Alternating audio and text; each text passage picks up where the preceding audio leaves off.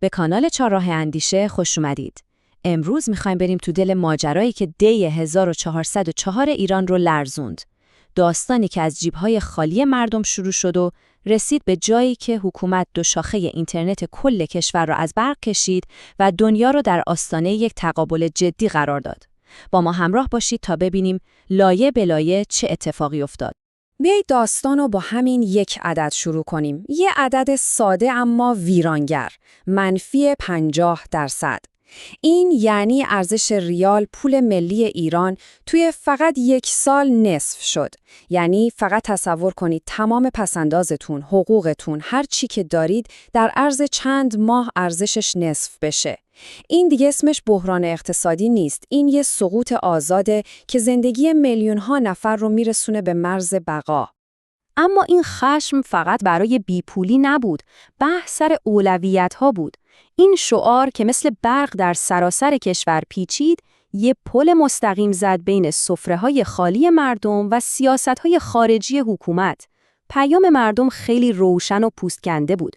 ثروت این کشور باید برای خود ما خرج بشه، نه هیچ جای دیگه. این شعار در واقع رمز فعالسازی خشمی بود که سالها زیر پوست جامعه جمع شده بود. خب، برای اینکه این داستان پیچیده رو بهتر درک کنیم، اون رو به 5 بخش تقسیم کردیم. اول از جرقه اقتصادی شروع می‌کنیم، بعد میریم به خیابون‌ها، تاکتیک ترسناک محاصره دیجیتال رو بررسی می‌کنیم، یه نگاهی به واکنش دنیا میندازیم و در آخر به این سوال مهم میرسیم که آینده ایران تو این وضعیت چی میشه؟ خب، بخش اول، جرقه اقتصادی. اول باید بفهمیم که این بشکه بارود اصلاً چطور آماده انفجار شد. ببینید، این یه رکود اقتصادی معمولی نبود. تحلیلگرا از یه عبارت جدید استفاده می‌کردن. فاز بقا. یعنی چی؟ یعنی دیگه دغدغه مردم رفاه، تفریح یا آینده بهتر نبود. دغدغه اصلی شده بود فقط زنده موندن و رسوندن خود به فردا. همین. حالا چیزی که این نمودار رو واقعاً وحشتناک میکنه خود این اعداد نیست، داستان یه شکاف عمیقه. از یه طرف قیمت چیزای حیاتی مثل غذا و دارو سر به فلک کشیده، از اون طرف دولت با کلی منت میاد یه افزایش حقوقی رو تصویب میکنه که حتی نصف این تورم رو هم پوشش نمیده. این یعنی حکومت رسما و قانونا داشت قشر حقوق بگیر رو هر روز فقیرتر میکرد. و بعد بودجه سال 1404 تیر خلاص رو شلیک کرد. اولویت‌های حکومت مثل روز روشن شد. در حالی که کمر مردم زیر بار هزینه‌ها داشت خرد می‌شد، بودجه نهادهای امنیتی و نظامی یه افزایش غول‌آسای 150% داشت. پیام خیلی واضح بود. پول برای کنترل کردن شما هست، اما برای رفاه شما نه. این دیگه بیکفایتی اقتصادی نبود، یه انتخاب سیاسی آگاهانه بود.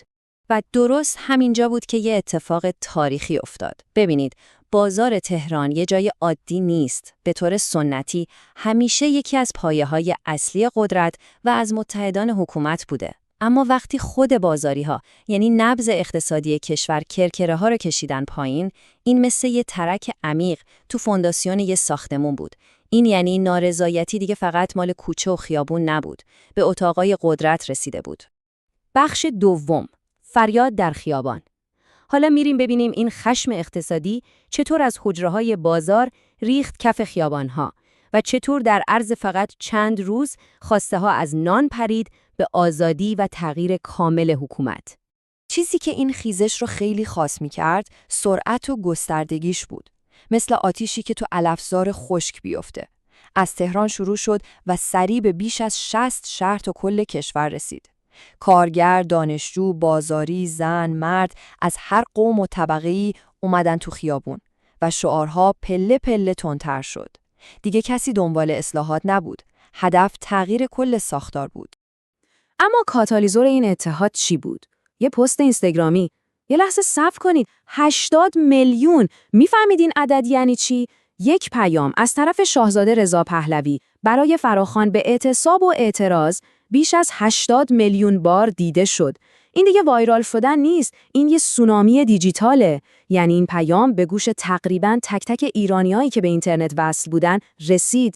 این فراخوان یه جور شمارش معکوس دراماتیک درست کرد. برای اولین بار هم مردم و هم حکومت دقیقاً میدونستن نقطه صفر درگیری کی و کجاست. ساعت 8 شب 18 دی. تمام اون روز کشور توی سکوت پر از استرس فرو رفته بود. همه منتظر بودن عقربه‌های ساعت به 8 برسه. بخش سوم، محاصره دیجیتال. و حالا میرسیم به نقطه اوج ماجرا. واکنش حکومت به این حرکت هماهنگ چی بود؟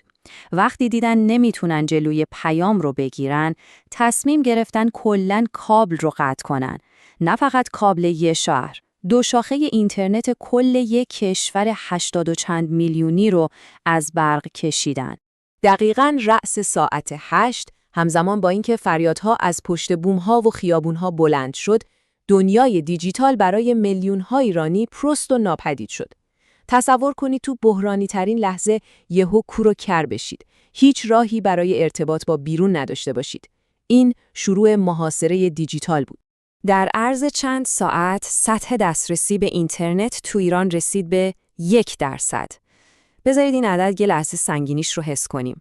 99% ارتباطات یک کشور با جهان قطع شد. ایران برای بیشتر از 12 ساعت عملاً از نقشه اینترنت جهان حذف شد. خب این خاموشی مطلق چطور ممکن شد؟ این یه مشکل فنی نبود. یه عملیات کاملاً مهندسی شده و دقیق بود. اونها با هدف گرفتن یه پروتکل خاص به اسم IPv6 که مثل شاهراه اصلی اینترنت موبایل است، تونستن با دقت ترافیک رو قطع کنن. این همون کلید قطع یا کیل سویچ بود که سالها برای ساختنش برنامه‌ریزی کرده بودن. برای فهمیدن این نقشه باید با این مفهوم عجیب آشنا بشیم: شبکه ملی اطلاعات یا همون اینترنت حلال. تصور کنید حکومت به موازات اینترنت جهانی برای خودش یه شبکه اتوبان اختصاصی و ایزوله ساخته. نقشه این بود: تمام جاده‌های عمومی که به دنیای بیرون وصل میشن رو میبندیم، اما اتوبان اختصاصی خودمون برای ارتباطات داخلی و کنترل اوضاع باز میمونه. اما دلیل واقعی این کار چی بود؟ بهونه رسمی این بود که میخوان جلوی حملات سایبری رو بگیرن. اما هدف اصلی ایجاد یه خلاء اطلاعاتی مطلق بود. یه پرده تاریکی دیجیتال روی کل کشور کشیدن تا کسی نبینه زیر این پرده چه اتفاقی داره میفته و صدای قربانیا به گوش هیچ کس تو دنیا نرسه. بخش چهارم، جهان نظاره میکند. با قطع شدن اینترنت داستان 2 قسمت شد. توی ایران تو سکوت و تاریکی سرکوب شروع شد و بیرون از ایران یه جنگ روانی و دیپلماتیک خیلی پرتنش شکل گرفت. اینو فقط آمارهای اولیه‌ای هستن که به سختی به بیرون درس کردن. این خاموشی به نیروهای امنیتی یه جورای چراغ سبز داد برای سرکوبی بیرحمانه. و شاید تکان دهنده تر از همه، گزارش‌های حمله به بیمارستان‌ها برای دزدیدن مجروحان بود. این کار حتی تو قوانین جنگی هم جنایت محسوب میشه و نشون میداد سیستم چقدر مستحصل شده. اما روایت رسمی تو تلویزیون ایران کاملاً متفاوت بود. رهبر جمهوری اسلامی معترضان رو اوباش و مزدور آمریکا خوند. این یه استراتژی کلاسیک و تکراریه. اعتراضات مردمی رو به دشمن خارجی ربط بده تا هر جور سرکوبی رو بتونی توجیه کنی. اما این دفعه از اون طرف دنیا یه صدای متفاوت و خیلی بلند شنیده شد.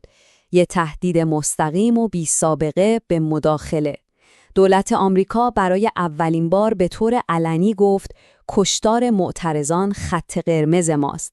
این تهدید همه محاسبات رو برای حکومت ایران به هم ریخت و سایه یه تقابل نظامی واقعی رو روی سر کشور آورد. این وضعیت یه واقعیت دوگانه و خیلی عجیب درست کرده بود. انگار داشتی 2 کانال تلویزیون رو همزمان می‌دیدی. تلویزیون دولتی ایران تصاویر آرشیوی از خیابونای خلوت پخش می‌کرد و میگفت اغتشاشات تموم شد، در حالی که گزارش‌های غیررسمی که به سختی بیرون میومد از ادامه درگیری‌ها و آتش زدن مراکز دولتی تو شهرهای مختلف خبر میداد. و حالا میرسیم به قسمت هیجان انگیز ماجرا. در میون این هرج و مرج یه سری گزارش‌های عجیب منتشر شد که نشون میداد شاید تو بالاترین سطوح قدرت هم ترس و بی‌ثباتی وجود داره. مثلا گزارش یه نماینده پارلمان بریتانیا از فرود هواپیماهای باری روسی و خروج طلا از کشور این سوال رو به وجود آورد: آیا حکومت داشت برای بدترین سناریو، یعنی فروپاشی کامل، آماده میشد؟ بخش 5 آخر، در محاصره آینده. خب حالا که گرد و غبارها یکم خوابیده، ایران دقیقاً کجای تاریخ ایستاده؟ خیابون‌ها شاید آرومتر شده باشن، اما اون آتشی که این خیزش رو روشن کرد، حالا تبدیل به یک کوره مذاب زیر خاکستر شده. ببینید، خیلی مهمه که بفهمیم خیزش 1404 تکرار جنبش‌های قبلی نبود. سال 98 جرقه قیمت بنزین بود و معترضان بیشتر از قشر ضعیف جامعه بودند. سال 1401 جرقه مرگ مهسا امینی بود و محوریت با زنها و جوانها بود. اما تو 1404 جرقه فروپاشی کامل اقتصادی و بحث بقا بود. برای همین برای اولین بار یه ائتلاف فراطبقاتی از بازاری پولدار تا کارگر همه رو به خیابون آورد، اونم زیر سایه تهدید مستقیم نظامی از طرف آمریکا. و طنز تلخ ماجرا اینجاست. حکومت برای اینکه صدای اعتراض به بحران اقتصادی رو خفه کنه، اینترنت رو قطع کرد.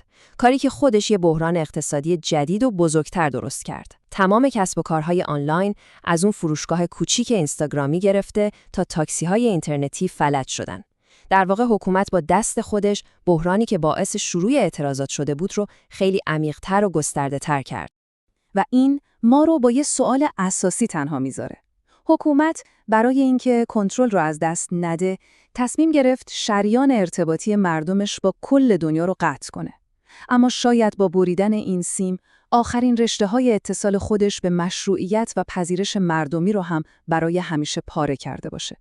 واقعاً در دنیای امروز میشه با محاصره دیجیتال یه ملت رو برای همیشه ساکت کرد. امیدوارم این تحلیل براتون مفید بوده باشه. اگه از این ویدیو خوشتون اومد حتما لایک کنید و نظرات ارزشمندتون رو زیر همین پست برای من بنویسید. برای حمایت از کانال و دیدن ویدیوهای جذاب دیگه کانال ما رو دنبال کنید. تا ویدیوی بعدی مراقب خودتون باشید. خدا نگهدار.